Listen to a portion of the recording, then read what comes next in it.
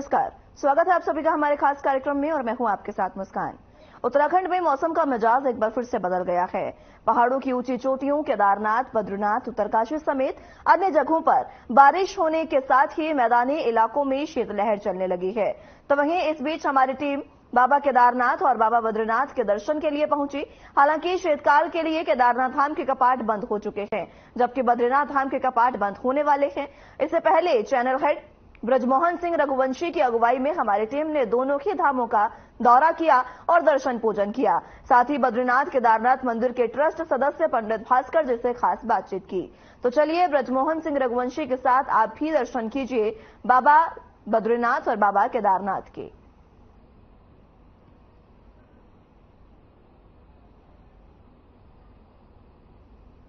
समूह की टीम बद्रीनाथ और केदारनाथ के दर्शन पर निकली। चैनल हेड ब्रजमोहन सिंह की अगुवाई में हम आपको लिए चलते हैं बद्रीनाथ और केदारनाथ की यात्रा पर। तो हमारी बद्रीनाथ और केदारनाथ की यात्रा बस प्रारंभ होने वाली है। हम हेलीपैड पर पहुंच चुके हैं और जल्दी हम यहां से उड़ान भरेंगे। और जिस प्रकार आप समझ सकते हैं कि आदरणीय मोदी जी ने 2014 के बाद से एक शुरुआत की थी बद्रीनाथ केदारनाथ यात्राओं की। इस वर्ष भी आदरणीय योगी आदित्यनाथ जी भी यहाँ पे अपनी यात्रा करने आए थे उत्तराखंड में, जिसमें उन्होंने बद्रीनाथ और केदारनाथ दोनों के दर्शन किए थे। और आज इसी संदर्भ में 15 तारीख से पहले कपाट बंद होने से पहले हमारी भी एक शुरुआत है और आज हम भी इस यात्रा को कवर करेंगे। साधना चैनल की तरफ से आप सभी दर्शकों से हम इतना अनुरोध करेंगे कि हमें इस पे अपना आशीर्वाद बनाएं और ये यात्रा सफल हो, उसके लिए हम पर अपनी विशेष प्रदान करें। वैसे तो चार धाम यात्रा पर जाने वालों की कभी कोई कमी नहीं रही। बद्रीनाथ और केदारनाथ के दर्शन करने वाले भक्तों की भी कभी कोई कमी नहीं रही। लेकिन 2014 में नरेंद्र मोदी के प्रधानमंत्री बनने के बाद उत्तराखंड का तेजी से विकास हुआ। चार धाम यात्रा के लिए ऑल वेदर रोड बनी। साथ ही केदारनाथ के दर्शन के लिए हर बार प्रधानमंत्री नरेंद्र मोदी जाते हैं। ऐसे में केदारनाथ का तेजी से विकास भी हुआ। साधना समूह की टीम पहले बद्रीनाथ धाम पहुंची। तो हम लोग बद्रीनाथ धाम पहुंच चुके हैं। जैसे आप देख रहे हैं कि साधना टेलीविजन आज आपको सीधे दर्शन कराएगा बद्रीनाथ धाम के। और अब हम यहाँ पहुंच चुके हैं। जबरदस्त ठंड है यहाँ पे और हमें यहाँ से कहा जा रहा है कि जल्दी मूव करें, तो बाकी बातें हम आपको बताते चलेंगे, लेकिन हमको हेलीपैड से तुरंत मूव करना पड़ेगा।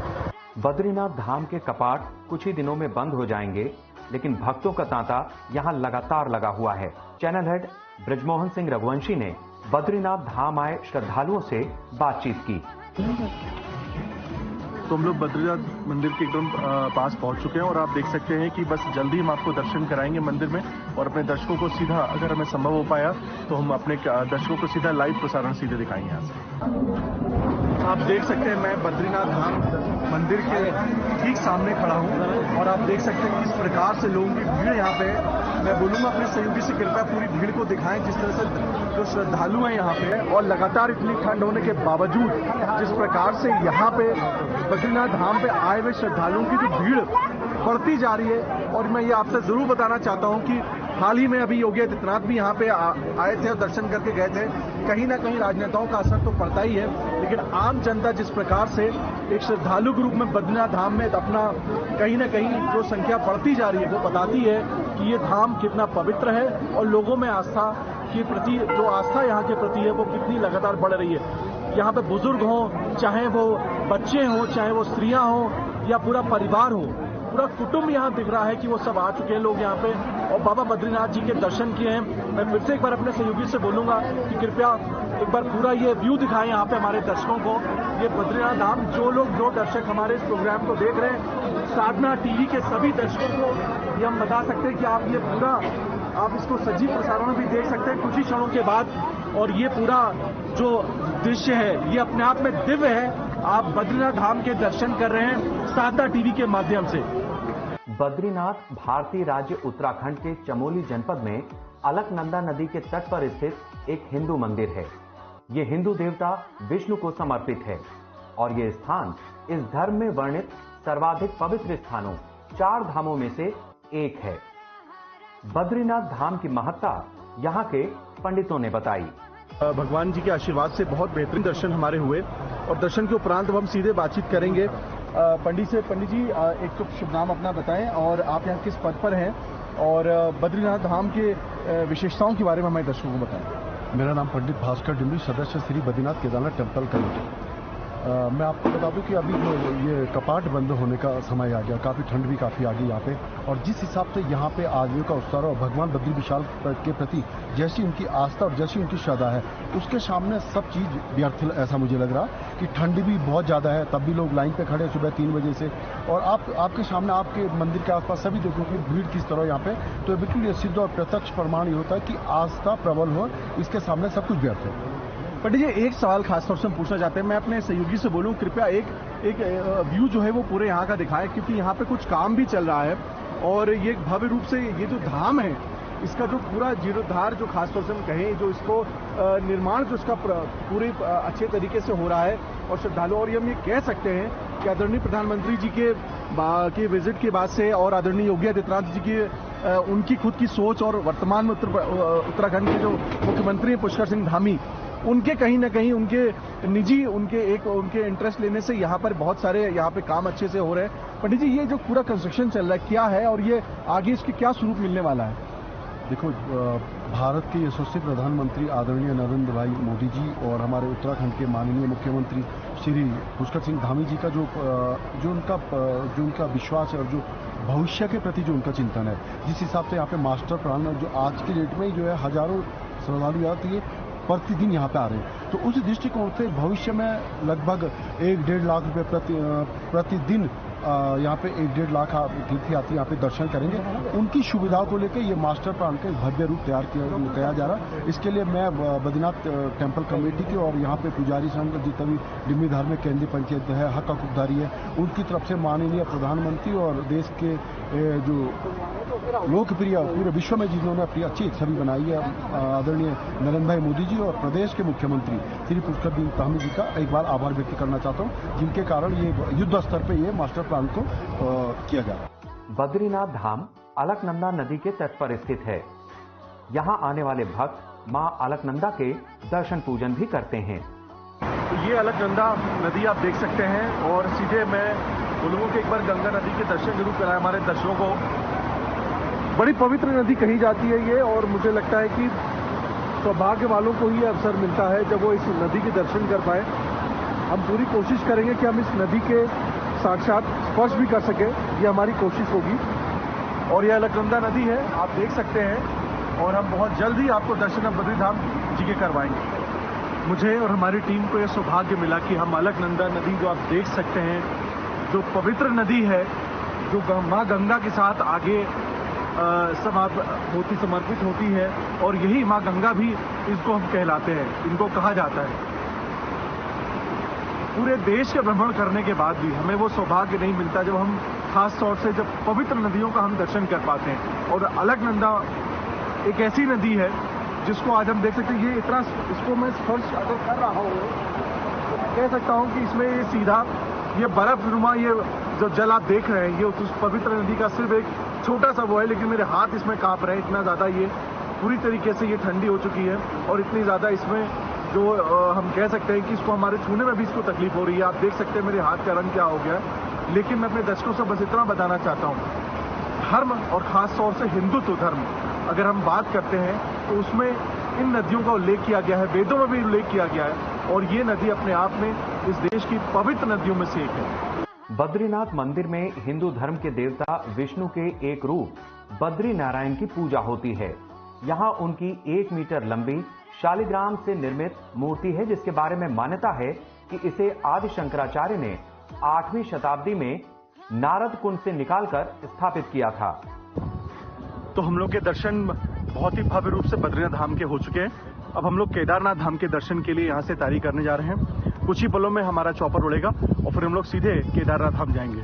केदारनाथ मंदिर भारत के उत्तराखंड राज्य के रुद्रप्रयाग जिले में स्थित हिंदुओं का प्रसिद्ध मंदिर है। उत्तराखंड में हिमालय पर्वत की गोद में केदारनाथ मंदिर 12 ज्योतिर्लिंगों में सम्मिलित होने के साथ ही 4 धाम और 5 केदार में से भी एक है। तो आप देख सकते हैं हम लोग अब केदारनाथ धाम पहुंच चुके हैं। सामने आप ये मंदिर देख रहे हैं, यही वो मंदिर है जिसमें पूरे देश भर के नहीं बल्कि पूरे विश्व के लोग आते हैं दर्शन करने के लिए। और आज हमें भी ये सौभाग्य मिला कि बद्रीनाथ धाम के बाद हम केदारनाथ धाम पहुंच पाए हैं, और मुझे सांस लेने में भी तकलीफ हो रही है लेकिन मैं ये कहूंगा कि आ करके यहाँ अगर हमारी सांसें भी अगर इतनी धीरे चले तो हमें कोई दिक्कत नहीं है, क्योंकि हम बाबा जी के पास पहुंच चुके हैं और जल्दी हम बाबा जी से दर्शन करके हम आपके पास वापस लौटेंगे। केदारनाथ धाम के कपाट बंद होने वाले हैं। इससे पहले भक्तों की भारी भीड़ बाबा केदार के दर्शन के लिए उमड़ रही है। साधना समूह के चैनल हेड ब्रजमोहन सिंह रघुवंशी ने बाबा केदारनाथ के दर्शन को आए भक्तों से बात की। आप देख सकते हैं कि श्रद्धालुओं की भीड़ यहाँ लगातार बढ़ रही है और साधना टीवी इस बात को लगातार अपने दर्शकों को बताता रहता है कि इस देश में जो धार्मिक स्थल है उनकी अपनी अलग महत्वता है और यहाँ पे लोग लगातार यहाँ पे आए। भैया आपको ये दर्शन करने आप पहली बार आए? कैसा लग रहा है आपको यहाँ दर्शन करने आए? क्या बद्रीनाथ जी से क्या मांगने वाले हैं आप? बस तो हम मांगिए आप कुछ क्या आपको क्या बोलना चाहेंगे आप खासतौर से बद्रीनाथ धाम के यहाँ के लोगों के लिए? बद्रीनाथ बहुत ही अच्छा सिस्टम है यहाँ का, रहन सहन भी अच्छा है, खाना पीना भी सब सही है और जय सलगरी लाइन आगे बढ़ रही है। तो आप सर यहाँ पर आने का मतलब है संसार से मुक्ति। तो ये लोग कुछ लोग हैं जो अपनी प्रतिक्रिया व्यक्त करते हैं। एक हमारे साथ माता जी हम इनसे पूछेंगे। माता जी दर्शन करने आप यहाँ पे आइए, क्या कहना चाहेंगे आप? सभी लोग शांत रहें और हम हमेशा भगवान की दर्शन करते रहें। हे भगवान सब लोगों को सुखी शांत रखें और उनकी मनोकामना पूरी करें। तो लोग ये हमारे देश का आप संस्कार देख सकते हैं कि लोग सिर्फ अपने लिए नहीं मांगते बल्कि दूसरों के लिए भी मांगते हैं। यही हमारे देश का संस्कार है। मैं कुछ और भी लोगों से बातचीत करना चाहूंगा कि और उनसे पूछूंगा। और सर कैसा लग रहा है आपको यहाँ दर्शन करके? बहुत आनंद आता है, बहुत शांति मिलती है और अच्छा लगता है। आप बताते हैं कि बहुत कष्टों के बाद आदमी यहाँ पहुँच पाता है, तो आप कैसे आपने सफर कैसे किया यहाँ पे और कैसे पहुंचे आप यहाँ पे? इतना कष्ट तो नहीं है, गाड़ी से हम लोग आए हैं, आराम से गाड़ी आई और यहाँ से पैदल धर्मशाला से यहाँ तक पैदल आए, बिल्कुल भी कष्ट नहीं है। तो आप देख सकते हैं भले ही वो कष्टों से गुजर करके यहाँ पे श्रद्धालु आ रहे हैं, लेकिन बाबा जी के और बाबा बद्रीनाथ धाम से दर्शन करने के बाद उन्हें सुकून मिलता है, वो अपने आप में उनको सारी एनर्जी देता है। तो आप देख सकते हैं कि हम केदारनाथ धाम के दर्शन कर चुके हैं। केदार बाबा के हमने दर्शन कर लिए। साधना टीवी के सभी दर्शक लगातार आप इस कार्यक्रम को देख रहे हैं और आप इसका पूरा कार्यक्रम, ये दोनों धामों के दर्शन आप विस्तार पूर्वक देख पाएंगे जल्दी हमारे चैनल के ऊपर। और आज हम जब केदार धाम पहुंचे तो हमारे साथ एक अगौड़ी बाबा हैं। अगौड़ी बाबा आप कब से हैं यहाँ पर? शप्सी बाबा हम 40 साल से रहते हैं। बाबा यहाँ केदारनाथ धाम की क्या विशेषता है बताइए? यहाँ अपार माया भोले शंकर हैं, उनकी लीला न्यारी है, उसकी माया को हम बता नहीं सकते हैं, बोले जाते हैं। वो 3 लोग 14 भवन का मालिक। और जो लोग यहाँ पे आते हैं उनको क्या यहाँ से आशीर्वाद मिलता है बाबा? आशीर्वाद जो जैसे बाप से आते हैं ना, सब आशीर्वाद। मैं अपने सहयोगी से कहना चाहूंगा एक बार कृपया जो है पूरा एक व्यू दिखाएं यहाँ केदारनाथ मंदिर का। आप भीड़ देख सकते हैं लोगों की। आज हालांकि सोमवार का दिन है, तो सोमवार के दिन सबसे ज्यादा भीड़ होती है, लेकिन यहाँ पे श्रद्धालुओं की कोई कमी नहीं, चाहे वो सोमवार हो या मंगलवार हो या बुधवार या कोई भी दिन, लगातार यहाँ भीड़ बढ़ रही है। लेकिन सोमवार के दिन खासतौर से आप देख सकते हैं कि श्रद्धालुओं की यहाँ पे भीड़ काफी लगातार है और ये सारे श्रद्धालु बाबा के दर्शन करने आए हैं। और हाँ, ये बात सच है, बाबा किसी को खाली हाथ नहीं भेजते हैं यहाँ से, और ये सारे श्रद्धालु लगातार उनके लिए आए हैं, उनको दर्शन करने के लिए आए हैं। हमारे साथ एक और श्रद्धालु से बातचीत करेंगे। सब क्या नाम है? शिवप्रकाश जी, कहाँ से आए हैं आप और दर्शन के लिए क्यों, कैसे आप मोटिवेट हुए आने के लिए? अयोध्या धाम से आए हैं, यहाँ आए हैं। बाबा जी का नाम बहुत सुना था, कई सालों से इच्छा थी आने के लिए। आज बाबा जी ने अपने आशीर्वाद दिया और यहाँ दर्शन करवा दिया। तो कैसा लग रहा है आपको? बहुत अच्छा लग रहा है। थोड़ी व्यवस्था लगी यहाँ, लेकिन यह है कि अभी नया कंस्ट्रक्शन हो रहा है, सब कुछ नया हो रहा है, धीरे धीरे सुधार होगा। ईश्वर से प्रार्थना है सुधार हो, लोगों को सुगमता से दर्शन हो, अच्छा लगे। अयोध्या में भी भगवान श्री राम जी बहुत जल्द विराजमान होने जा रहे हैं। आप वहां से आ रहे हैं, क्या कहना चाहेंगे आप? अब बाबा धाम के बाद, अब बाबा केदारनाथ के बाद आप वहां दर्शन करेंगे श्री राम जी को जब वो वहां पे विराजमान हो जाएंगे 22 जनवरी के बाद, जैसे कि जो डेट एक तिथि निर्धारित हो रही है। वहाँ पर बहुत तैयारी बहुत जबरदस्त चल रही है। मोदी जी का वहाँ बहुत ही स्नेह है और शायद उन्हीं के कारण वहाँ पर सब कुछ हो रहा है। इसके पहले भी सरकारें थी, सरकारें आई गई, लेकिन कोई ध्यान नहीं दिया था। यह सरकार जब से आई है तब से वहाँ बहुत ध्यान दिया है। रोडें वहाँ बड़ी चौड़ीकरण हो रही हैं। सारा अयोध्या का नाम पूरे विश्व पटल पे आ गया है। लोग बहुत सम्मान के साथ देख रहे हैं और वहाँ की कायाकल्प हो गई है। और हमें लग रहा है कि 24 तारीख जो डेट निर्धारित है मंदिर प्रशासन के द्वारा, उसके पहले ही वहां का सौंदर्यीकरण हो जाएगा और बहुत विधिवत लोगों के दर्शन होंगे। लोग बहुत अपने आप को धन्य बनाएंगे, पूरे विश्व से लोग वहां आएंगे।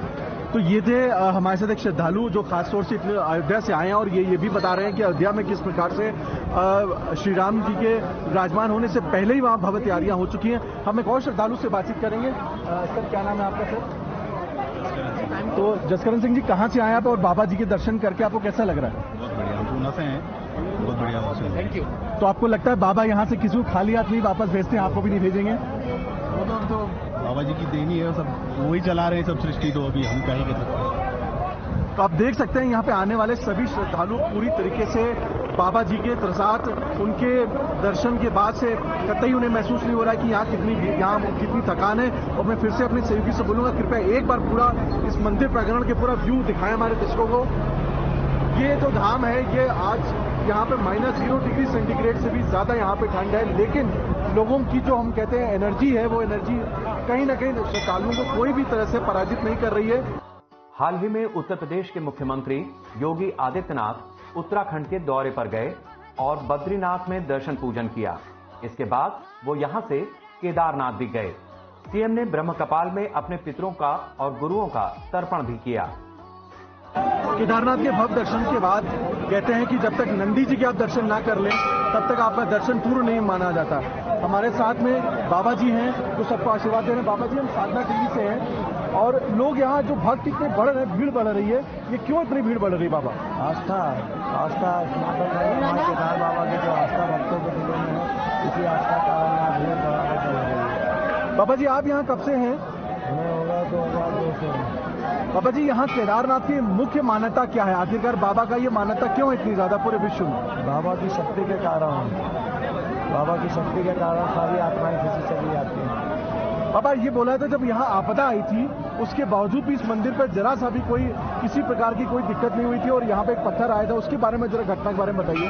ना हुई थी, ना हुई है, ना होगी, क्योंकि इस मंदिर में जो है स्वयं भगवान यहाँ पर वास कर रहे हैं। इस स्थान पर यहाँ कभी इसका कुछ नहीं हो सकता। ओम नमो नारायण, जय श्री केदार। तो आप देख सकते हैं, ये बाबा जी ने मुझे भी आशीर्वाद दिया है और साधना टीवी के सभी दर्शकों को बाबा जी आशीर्वाद दे रहे हैं और वो कह रहे हैं कि जो भी केदारनाथ धाम आएगा उसके पास कोई समस्या नहीं रहेगी, उसकी सभी समस्याओं का समाधान होगा। केदारनाथ धाम से मैं बृजमोहन सिंह रघुवंशी अपनी सहयोगी सपना चरण के साथ साधना टेलीविजन के लिए केदारनाथ धाम से। The voice of global south summit को प्रधानमंत्री नरेंद्र मोदी ने संबोधित किया। क्या कुछ उन्होंने कहा, सुनाते हैं आपको। एक तो मैं आप सबका स्वागत करता हूं। एक्सेलेंसी जी, दूसरी voice of global south summit के उद्घाटन सत्र में 140 करोड़ भारतवासियों की ओर से मैं आप सभी का हार्दिक स्वागत करता हूं। वॉइस ऑफ ग्लोबल साउथ 21वीं सदी की बदलती हुई दुनिया का सबसे अनूठा मंच है। भौगोलिक रूप से तो ग्लोबल साउथ तो हमेशा से रहा है, लेकिन उसे इस प्रकार से वॉइस पहली बार मिल रही है और यह हम सभी के साझा प्रयासों से संभव हुआ है। हम 100 से ज्यादा अलग अलग देश हैं, लेकिन हमारे हित समान हैं, हमारी प्राथमिकताएं समान है। फ्रेंड्स, पिछले वर्ष दिसंबर में जब भारत ने G20 की अध्यक्षता संभाली तो हमने इस फोरम में ग्लोबल साउथ के देशों की आवाज को आगे बढ़ाना अपना दायित्व माना। हमारी प्राथमिकता थी कि G20 को ग्लोबल स्केल पर समावेशी और ह्यूमन सेंट्रिक बनाया जाए। हमारी कोशिश थी कि G20 का फोकस हो development of the people, by the people and for the people. इसी उद्देश्य से हमने इस वर्ष जनवरी में पहली बार voice of global south summit का आयोजन किया। भारत के अलग अलग राज्यों में हुई G20 की 200 से अधिक बैठकों में हमने ग्लोबल साउथ की प्राथमिकताओं को प्रमुखता दी।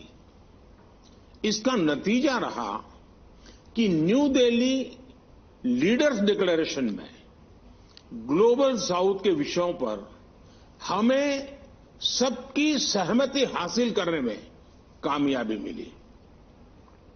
एक्सेलेंसीज, G20 आयोजन में ग्लोबल साउथ के हितों को ध्यान में रखकर लिए गए कुछ महत्वपूर्ण निर्णय मैं बड़ी नम्रतापूर्वक आप सबके साथ साझा करना चाहता हूं। मैं वो ऐतिहासिक क्षण भूल नहीं सकता जब भारत के प्रयासों से अफ्रीकन यूनियन को नई दिल्ली समिट में G20 की स्थायी सदस्यता मिली। G20 में सबने माना कि मल्टीलेटरल डेवलपमेंट बैंक में बड़े सुधार लाए जाएं और विकासशील देशों के लिए सस्टेनेबल फाइनेंस देने पर जोर दिया जाए। सस्टेनेबल डेवलपमेंट गोल्स जो पिछले कुछ सालों में सुस्त पड़ गए थे, उनमें तेजी लाने के लिए एक एक्शन प्लान भी बनाया गया। इससे ग्लोबल साउथ के देशों में चल रहे पॉवर्टी रिडक्शन कार्यक्रमों को बल मिलेगा। G20 ने इस बार क्लाइमेट फाइनेंस पर अभूतपूर्व गंभीरता दिखाई है।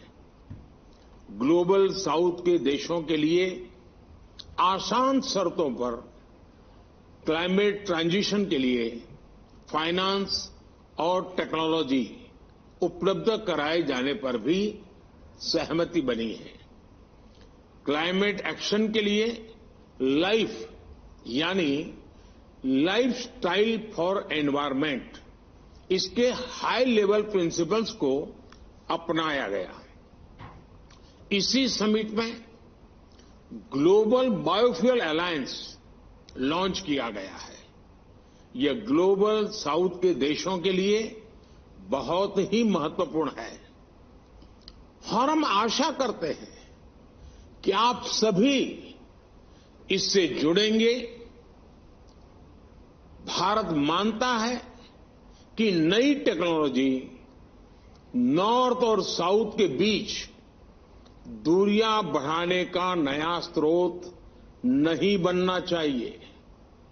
आज आर्टिफिशियल इंटेलिजेंस AI के युग में टेक्नोलॉजी को रिस्पॉन्सिबल तरीके से उपयोग में लाने की बहुत जरूरत है। इसको आगे बढ़ाने के लिए भारत में अगले महीने AI ग्लोबल पार्टनरशिप समिट आयोजित की जा रही है।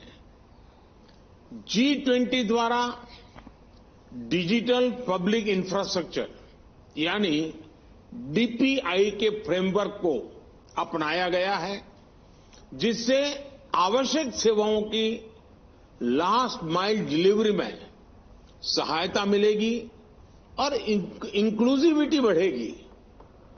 वैश्विक DPI रिपोजिटरी बनाने पर भी सहमति बनी है। इसके अंतर्गत भारत अपनी क्षमताएं पूरे ग्लोबल साउथ के साथ। फिलहाल के लिए मेरे साथ इस बुलेटिन में बस इतना ही। नमस्कार।